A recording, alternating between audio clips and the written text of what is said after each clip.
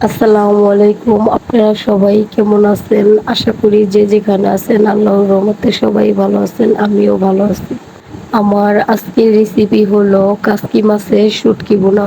শুটকিগুলোকে আগে হালকা একটু ভেজে নিয়েছি। চুলাতে কড়াই বসিয়ে পেঁয়াজ, কাঁচামরিচ, রসুন পরিমাণ মতন তেল দিয়ে দিব। ভালো করে কিছুক্ষণ নেড়েচেড়ে দিব। উপকরণগুলো যখন হালকা একটু লাল হয়ে আসবে, ধুয়ে রাখা কাসকি মাছের শুটকিগুলো দিয়ে দিব।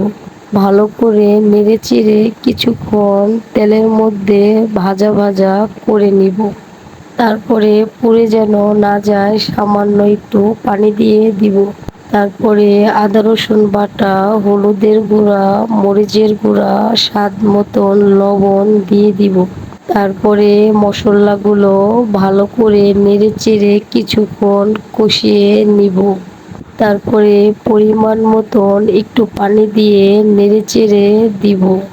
এভাবে শুটকি ভুনা করলে খেতে অনেক অনেক ভালো লাগে। আমার আজকের শুটকি ভুনাটা অনেক মজা হয়েছে, খেতে অনেক ভালো লেগেছে।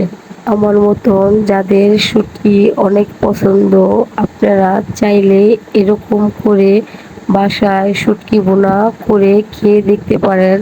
ইনশাল্লাহ ভালো লাগবে। আপনাদের যদি আমার রান্নার রেসিপিগুলো ভালো লাগে তাহলে আমার পেজটা ফলো করে দিয়েন। আমি কিছুদিন হলো ভালো করে পেজে ভিডিও আপলোড করতে পারি নাই, আমার অনেক সমস্যা ছিল। শুটকিটা নামানোর 5 মিনিট আগে কেটে রাখা ধনিয়া পাতাগুলো শুটকির উপর দিয়ে দিব।